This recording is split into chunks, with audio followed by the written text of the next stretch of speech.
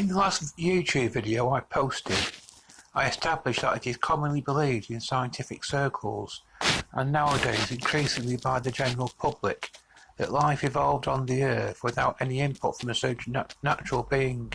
In other words, it has appeared here without the need for a creator of any sorts. They refuse to see any evidence for a creator in the world around them, in nature, insisting that there is far more evidence for life existing by means of evolution or by natural selection. Natural selection is basically survival of the fittest, the concept that mutations in the DNA of a creature which are more likely to survive are the ones which are more likely to get passed on from one generation to the next. To illustrate this point, today we have apes and humans. It is generally believed by most people today, either non-religious or religious, that we evolved from apes. One of my religious friends explained to his young daughter recently that this was what was generally thought, and her reply was that if this was really the case, why aren't there still creatures on the earth today which are half human, half ape?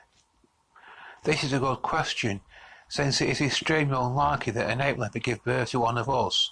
In fact, it's impossible, as most people will agree. Evolutionists believe that the process happened gradually through a series of mutations. Millions of years ago or so, they believe, there was a species which began to appear on the earth known as Australopithecus, which had the attributes of being ape men. Strictly speaking, according to the evolutionists, the Australopithecus were the first known species of human. They weren't really humans in the literal sense as we exist today. They weren't able to speak, weren't very inventive, etc. In fact, if they were still around today, they'd probably be regarded by most people as more like animals than humans. You'd probably find them in the zoo. But like all the other species of human who have existed over the years, apart from our own, they've become extinct, or so it's believed, due to survival of the fittest. We call ourselves Homo sapiens, and Homo sapiens is the only species of human who have currently survived due to survival of the fittest. We survived because we're the ones most likely to do so, according to the evolutionists. Before we came on the scene, the other species of human which were still here were Homo erectus and Homo neanderthalensis, or Neanderthal man. I know a lot of us will be familiar with the term Neanderthal man. In fact, they were believed to be very similar to us in many ways, so much so that we interbred with them. In fact, this belief that we interbred with Neanderthals has led some scientists to want to classify them as part of the same species as us. I say personally, these scientists are probably right. The Neanderthals more than likely were the same species as us. The human species, which exists on the earth today, can be divided into different races. There are Negroes, Orientals, Caucasians, Pakistanis, etc., and all these races can interbreed with each other. Any human male of any race can produce offspring with any human female of any race. So who's to say that these Neanderthals were nothing more than a distinct race of humans just like us, who died out over the years and ceased to exist? But when you come to think of what this young girl I mentioned said earlier, she was right, wasn't she? Is there an Australopithecus down at your local zoo? Is there a Neanderthal working in your office? How can we be so sure that these so-called evolutionary links between humans and apes really existed in real life when none of them are still here nowadays? There was a diagram, which is often seen on Facebook posts, of an ape or chimpanzee, a man, and a few other supposedly extinct species of primates which have evolved over the years in between them. The diagram poses a question. There are millions of these, and millions of these, so where are the millions of these? Yes, the evolutionists expect us to believe that they are right about all the missing links between apes and men, which have sprung up over the years, when today none of these intermediate species are still here. But how do atheists offer an explanation of how life got here on this planet in the beginning. They believe a process of evolution originally began billions of years ago in the sea. In fact, they think that all life began in the sea before it eventually crawled out on dry land and in more recent years evolved into man. As I explained in part 1 of this discussion, they believe that all life on Earth evolved gradually over the millenniums from the first living cell, which suddenly formed itself as a result of molecules bumping into each other at random. In this video clip, I aim to show how improbable it is that this is really what occurred in reality. Professor William Thorpe of the Zoology Department of Cambridge University told his fellow scientists, all the facile speculations and discussions published during the last 10 to 15 years explaining that the mode of origin of life have been shown to be far too simple-minded and to bear very little weight. The problem, in fact, seems as far from solution as it ever was. The fact is, even just one living cell is so alarmingly complex that how it could suddenly appear out of nowhere without having been the results of planning and design in the mind of a deity would be a complete mystery. The problem for biologists to reach a simple beginning, say astronomers Fred Hoyle and Chandra Wickramasinghe, fossil residues of ancient life forms discovered in the rocks do not reveal a simple beginning, so the evolutionary theory lacks a proper foundation. In at least a couple of my videos I've put on YouTube, I mentioned the famous evolutionary biologist Richard Dawkins, who's an atheist. As he refuses to believe anything at all was created, he is faced with the difficult task of explaining how the first living cell cropped up by other means. In his book The Selfish Gene, he makes a damp squid attempt at such an explanation. Like the book of Genesis, The Selfish Gene attempts to give an account of the Earth's history right from the very beginning, although it is a strictly man-made version of it. Dawkins speculates that in Earth's early days it had an atmosphere composed of carbon dioxide, methane, ammonia and water, to energy that was supplied by sunlight and perhaps by lightning and exploding volcanoes. These simple compounds were broken apart and then they reformed into amino acids, a variety of which gradually accumulated in the sea and combined into protein-like compounds.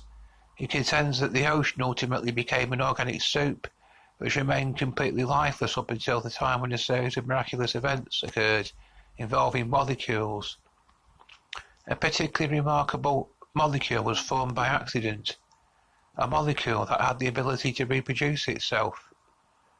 Despite, by his own admission, the fact being that such an accident was extremely improbable, he still maintains that it must have occurred, otherwise the Earth would have remained lifeless on a permanent basis. After similar molecules clustering together, again, an extremely improbable accident occurred. They wrapped a protective barrier of other protein molecules around themselves as a membrane. Thus, Dawkins claims, the first living cell generated itself. What are the chances of such a cell simply coming into existence without having been designed? Very, very remote indeed, as the odds against it are absolutely staggering. There are over 100 amino acids, but only 20 are needed for live proteins. They come in two shapes. Some of the molecules are right-handed and some are left-handed, and they were formed at random. As in a theoretical organic soup, it will seem logical that half will be right-handed and half left-handed, and there was no known reason why either shape should be preferred in living things. Yet each and every one of the 20 amino acids used in producing life's proteins are left-handed. Regarding the question of how only the specifically required kinds will be united in the soup randomly, physicist J. Bernal has this to say: it must be admitted that the explanation still remains one of the most difficult parts of the structural aspects of life to explain. He concluded, we may never be able to explain it. Evolutionists have calculated the chances of even a simple protein molecule forming at random in an organic soup to be 1 in 10 to the power of 113, which is 1 followed by 113 zeros. But any event that has one chance in less than 10 to the power of 50 is dismissed by mathematicians as never happening. The staggering odds against this event can be seen in the fact that the number 10 to the power of 113 is larger than the estimated total number of all the atoms in the universe. In a cell, some proteins serve as structural materials and others as enzymes, the latter speeding up needed chemical reactions in the cell, which would die without such an action being performed. The chances of all the 2,000 proteins needed to serve as enzymes coming together at random are 1 in 10 to the power of 30,000. Hoyle refers to this as an outrageously small probability that could not be faced, even if the whole universe consisted of organic soup. He then goes on to say, if one is not prejudiced either by social beliefs or by scientific training into the conviction that life originated spontaneously on the earth, this simple calculation wipes the idea entirely out of court. Added to this is the fact that the membrane enclosing the cell is incredibly complex, made up of proteins, sugar and fat molecules. Evolutionist Leslie Orgel writes, modern cell membranes include channels and pumps which specifically control the influx and efflux of nutrients, waste products, metal ions and so on. These specialized channels involve highly specific proteins, molecules that could not have been present at the very beginning of the evolution of life. Also, another thing that needs to be brought into question is, what about the nucleotides, the structural units of DNA which bear the genetic code? 5 histones are involved in DNA. Histones are thought to be involved in governing the activity of genes. The chance of forming even the simplest of these histones is said to be 1 in 20 to the power of 100, another huge number larger than the total of all the atoms in the stars and galaxies visible in the largest astronomical telescopes. Physicist H.S. Lipson, in light of a fact-based evidence, says, the only acceptable explanation is creation. I know that is anathema to physicists, as indeed it is to me, but we must not reject a theory that we do not like if the experimental evidence supports it. He further observed that after the publication of subsequent success of Charles Darwin's book, The Origin of Species, evolution became in a sense a scientific religion. Almost all scientists have accepted it, and many are prepared to bend their observations to fit in it. Chandra Wickramasinghe, professor at University College, Cardiff, said, from my earliest training as a scientist, I was strongly brainwashed to believe that science cannot be consistent with any kind of deliberate creation. That notion has had to be very painfully shed.